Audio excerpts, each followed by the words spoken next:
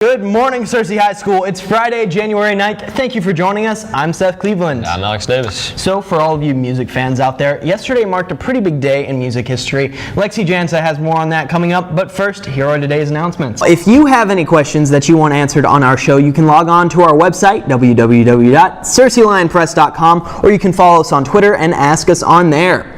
Up next, we have Ryder Pasley to show us some highlights from Friday night's game and to tell us what's new in the sports world of Searcy High. Well, that's all we have for today's show. You can join us again Tuesday to see what's happening here at Searcy High. Until then, I'm Seth Cleveland. Have an awesome day and an even better weekend. In Arkansas this year, there's an initiative on the ballot to raise the minimum wage from $6.25 an hour to $8.50 an hour over a period of 3 years. But not many residents are aware that the issue is on the ballot or that Arkansas's minimum wage is lower than the federal minimum wage.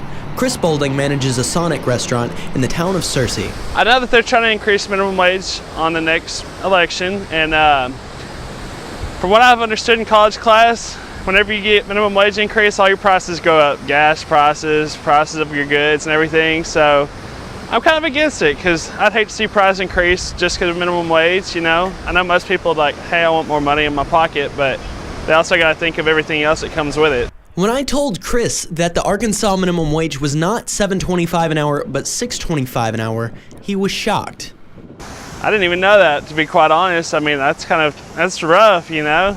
I was making $7.25 at the time, and I couldn't imagine making $1 less. And Boulding was not alone in his surprise.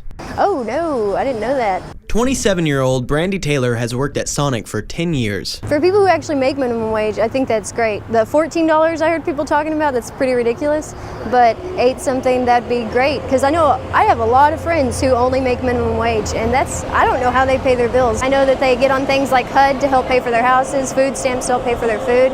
They have to have government help if they're only making minimum wage. Sam King, an employee at Dale's Clothing, has also known what it's like to make minimum wage. Said it doesn't pay the bills, car payments, house payments. It just doesn't pay really anything. I think it paid my gas, and that was about it. Luckily for King, she no longer has to make minimum wage. Her boss, Jenna Dale, pays everyone $9 an hour.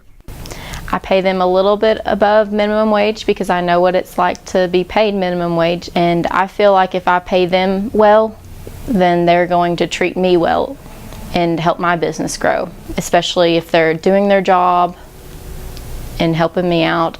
I don't mind paying them a little extra. Reporting from Searcy, Arkansas, this is Seth Cleveland for Student Reporting Labs.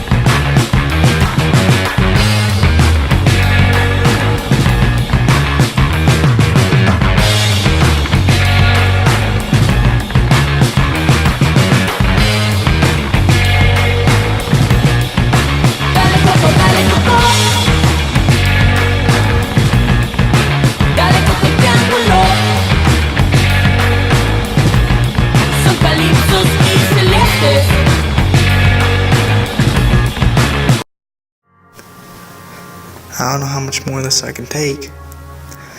They haven't broken me yet, but in a matter of moments, they will. They have me right where they want me. Are you ready? Ready for what? Room 101.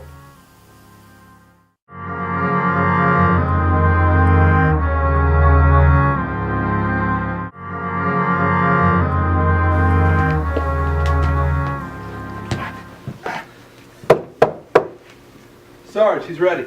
Is that today? Yes, sir. This is today.